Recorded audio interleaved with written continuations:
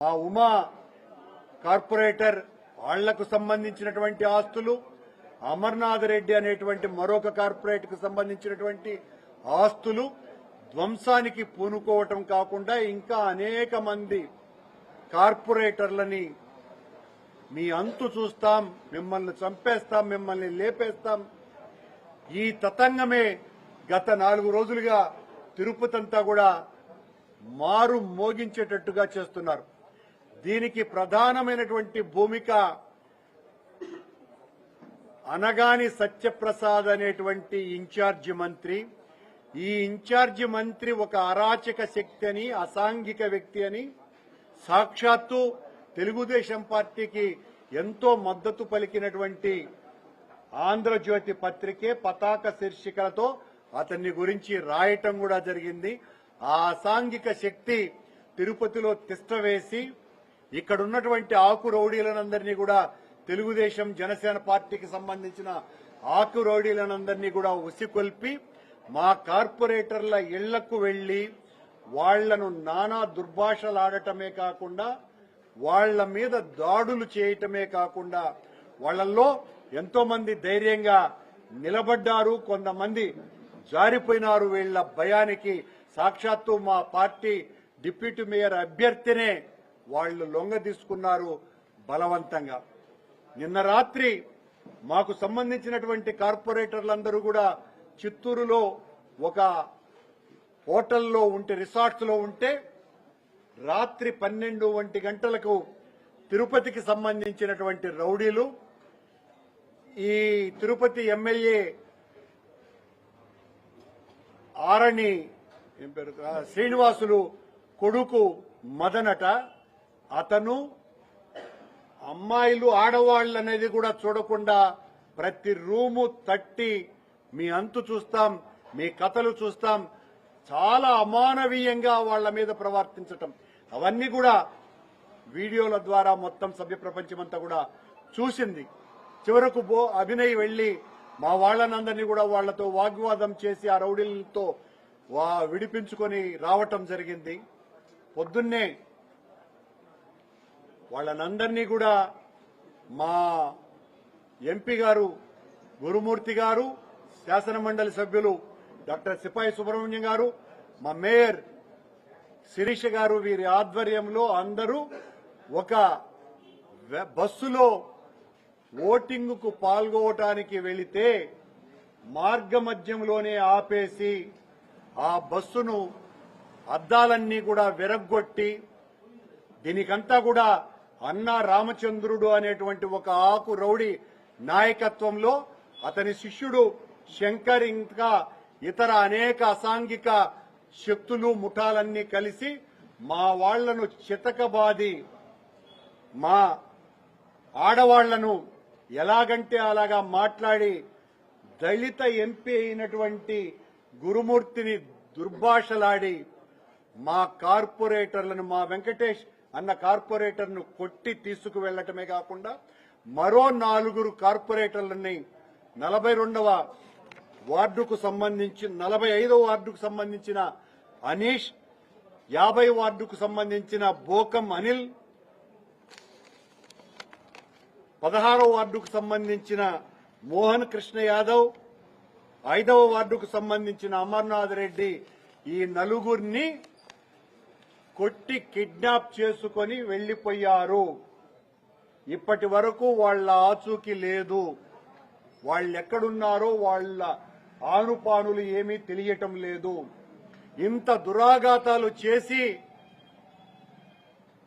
అసలు తెలుగుదేశం పార్టీ వాళ్లకు నిజంగా వాళ్లు చెప్పుకుంటున్నట్టుగా మేమే గెలుస్తాం అని బీరాలు పలుకుతున్నటువంటి వాళ్లు నిజంగా వాళ్లకు మెజారిటీ ఉంటే ఈ రోజు ఎన్నిక కోరం లేకుండా ఎందుకు వాయిదా పడుతుంది అంటే మీకు మెజారిటీ లేదు కాబట్టి వాయిదా వేశారు. మా 4 కార్పొరేటర్లని ఇప్పటికే భయపెట్టి కొట్టి ఎన్ని రకాలైనటువంటి చిత్రహింసలు చేస్తున్నారో అన్ని రకాలు చేస్తున్నారు. ఎన్నికల కమిషన్ దీన్ని చాలా సీరియస్ గా పట్టించుకోవాల్సినటువంటి అవసరం ఉన్నది. ఎన్నికల రిటర్నింగ్ ఆఫీసర్ గా ఉన్నటువంటి జేసీ గారు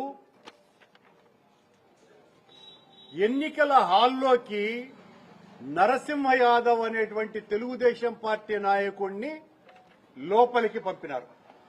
నేను దీనికి రుజువు కూడా అతను లోపలికి వెళ్తున్నటువంటిది. నేను దీన్ని తిరుపతి ఎస్పీ గారికి హర్షవర్ధన్ రాజు గారికి ఫోన్ చేశాం మార్నింగ్. చేసి ఎస్పీ గారు ఈ రకంగా తెలుగుదేశం పార్టీకి సంబంధించినటువంటి వ్యక్తి లోపలికి వెళ్ళాడు అంటే నేను చూస్తానండి అని చెప్పి ఒక 5 నిమిషాల తర్వాత ఆయన ఫోన్ చేసి నాకు అది ఎన్నికల కమిషన్ వారే ఆయనకు అనుమతి ఇచ్చారటండి, నేనేమి చెయ్యలేను అని సాక్షాత్తు ఎస్పీ గారే నాతో మాట్లాడడం జరిగింది. అంటే ఎన్నికల అధికారిగా ఉన్నటువంటి శుభం బన్సాల్ అనేటువంటి జాయింట్ కలెక్టర్ కి ఎన్నికల నిబంధనలు తెలియవా, లేకపోతే తెలుగుదేశం పార్టీకి అనుకూలంగా వ్యవహరించడానికి ఇంతకంటే నిదర్శన మరొకటి ఉన్నదా? ఇంతకంటే మరొక దారుణం మరొకటి ఉన్నదా? ప్రత్యక్ష సాక్ష్యం నరసింహ యాదవ్ను లోపలికి పంపించింది ఎన్నికల కమిషన్ అని నాతో సాక్షాత్తు ఎస్పీ గారే చెప్పటం జరిగింది. సరే, ఎస్పీ గారికి ఆ తర్వాత నేను ఫోన్ చేసి, అలాగే మా గురుమూర్తి ఎంపీ గారు కూడా ఆయనతో మాట్లాడడం జరిగింది. సార్, ఈ రకంగా మా వాళ్లను కొడుతున్నారు అని అంటే చాలా నింపాదిగా ఆయన నేను వెళ్తున్నానండి అని చెప్పటం జరిగింది. అప్పటికే మా వాళ్లను కొట్టటము, వాళ్లను నలుగురిని కిడ్నాప్ చేయటము, తీసుకెళ్లిపోవటము, వాళ్ల పరిస్థితి ఎక్కడుందో తెలియకపోవటము అన్ని కూడా చూశారు.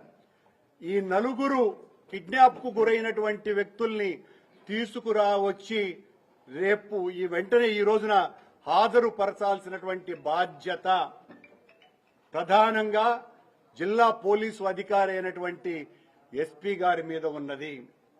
ఈ నలుగురు ఏమయ్యారో మాకు తెలియదు. ఈ నలుగురి పరిస్థితి ఆందోళనకరంగా ఉందని వాళ్ల కుటుంబ సభ్యులంతా కూడా పెద్ద ఎత్తున హాహాకారాలతో మా ఇంటికి వచ్చి ఏడుస్తున్నారు. ఇంత దారుణం చేస్తున్నారు అని. అద్దాలు పగలగొట్టినారు, మనుషుల్ని కొట్టినారు, కార్పొరేటర్లని, టీవీ ఛానల్ కు సంబంధించినటువంటి కెమెరాను ధ్వంసం చేసినారు. టీడీపీకి సంబంధించిన ఆ శంకర్ యాదవ్ అట ఆ బస్సులో దూరుతున్నటువంటి ఫోటో కూడా మా వాళ్లు తీయటం జరిగింది. ఇన్ని అకృత్యాలు చేస్తూ చివరకు కోరం లేకుండా, అంటే మీకు మెజారిటీనే లేదు, ఎన్నికలు జరుపుకునేటువంటి పరిస్థితే లేదు, ఎన్నికలు వాయిదా వేసినారు. ఏమని చెప్పాలా దీన్ని? సమాజం ఈసడించుకుంటున్నది.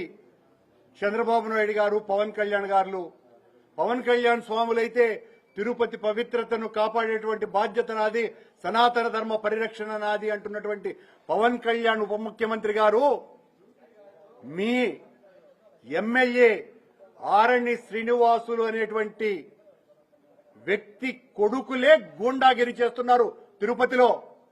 చంద్రబాబు గారు మా పార్టీ నుంచి మా కాళ్ల వెళ్లబడి టికెట్లు సంపాదించుకున్నటువంటి ఆకు రౌడీ ఆ అన్న రామచంద్రయ్య ఈ రోజున రాజమ్మ అనేటువంటి మా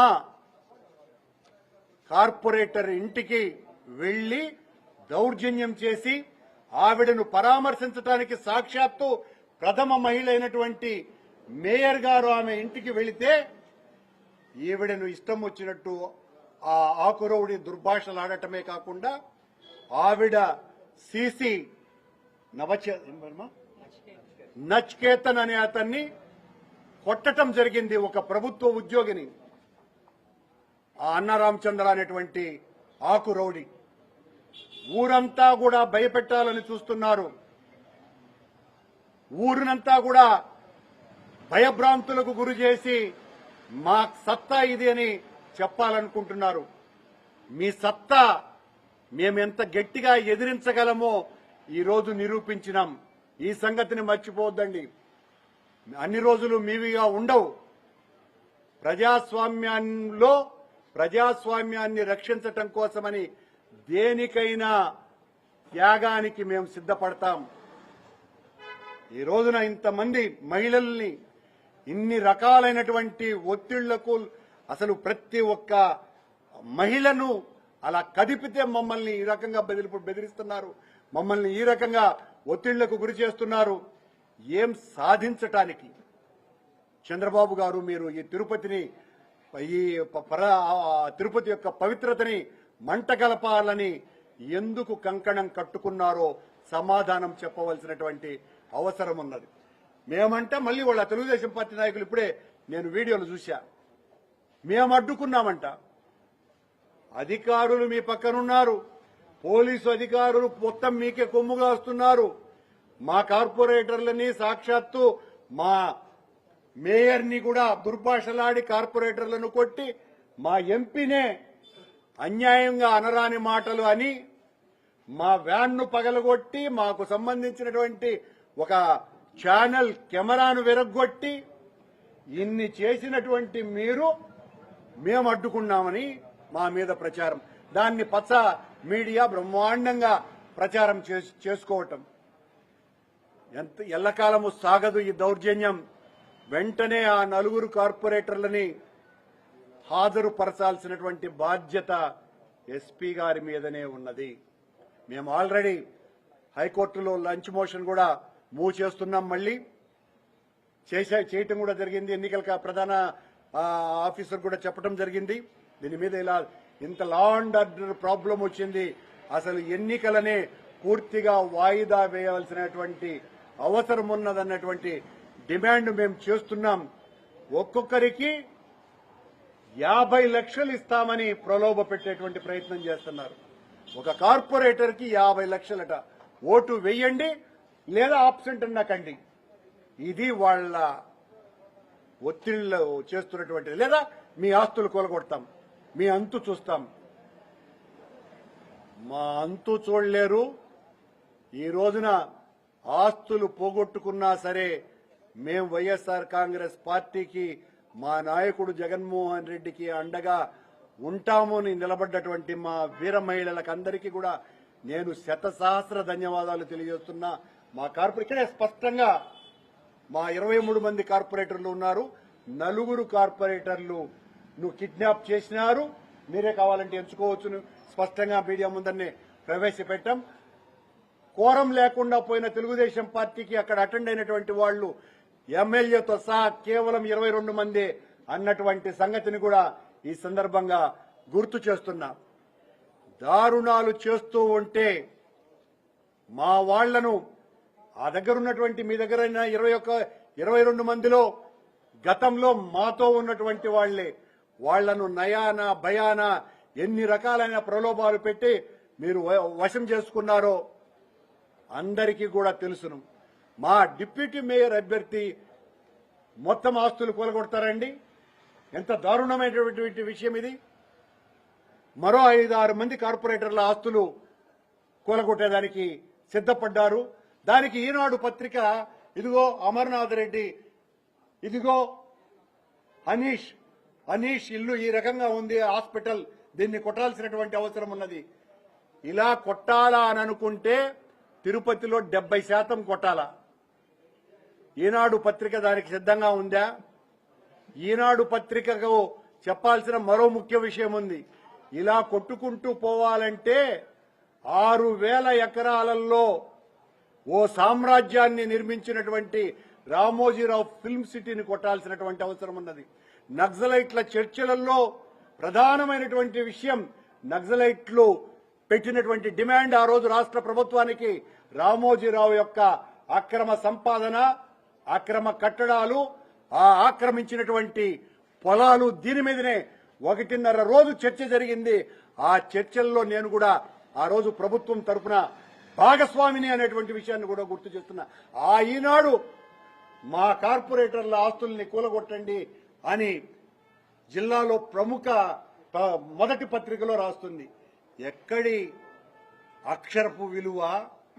మీరా ప్రజాస్వామ్యాన్ని రక్షించాలని కంకణం కట్టుకున్నది? మీ వలన ప్రజాస్వామ్యం కాపాడబడేది? ఏమనంటే కరుణాకర్ రెడ్డి అరాచకం చేసినాడు, అభినయ్ అరాచకం చేసినాడు. ఇదే 8 నెలలుగా పాట. ఒకటన్నా మంచి పేరు చేసి చచ్చినారా మీరు? ఈ 8 నెలల్లో ఒక్క పని కూడా చేయలా. ఎంతసేపు మా మీదన ఏడ్చే పనులు తప్ప, జగన్మోహన్ రెడ్డి గారి మీద ఏడుపు తప్ప చేసినటువంటి మంచి పని ఒక్కటి లేదు. చివరికి ఒక్కడు అలేక్ నిరంజన్ ఒకడు గెలిచినాడు తెలుగుదేశం పార్టీ తరఫున. ఆ అలేక్ నిరంజన్ ని డిప్యూటీ మేయర్ని చేయాలని మా వాళ్ళనందరినీ కూడా కొని ఈ రకంగా చేయాలని చూస్తున్నారు. మేమేదో బాధతోనో భయంతోనో బిడియంతోనో చెబుతున్నటువంటి మాటలు కావు ఇవన్నీ. మాకు అలాంటి భయాలు బెత్తులు పొరపాటును కూడా రావు. మేము ప్రాణత్యాగానికైనా సిద్ధమే తప్ప ప్రజాస్వామ్యాన్ని పరిరక్షించటం కోసమని మేము ఆత్మత్యాగం చేయడానికి కూడా సిద్ధంగా ఉంటామని తెలుగుదేశం పార్టీకి జనసేనకు హెచ్చరిస్తున్న పవన్ కళ్యాణ్ గారు, మరీ ముఖ్యంగా మీరు ప్రజాస్వామ్య పరిరక్షణే నా బాధ్యత అని చెప్పినటువంటి మీరు ప్రజాస్వామ్యం అపహాస్యం చేస్తున్నటువంటి మీ కూటమి నాయకులకు చెప్పకపోతే మేం ఆ ప్రజాస్వామ్యాన్ని పరిరక్షించటం కోసమని ఆత్మత్యాగం చేసుకోవటానికి సిద్ధంగా ఉన్నామని మీకు తెలియజేస్తున్నా. మా ప్రశ్నలు నేను మాట్లాడదాం.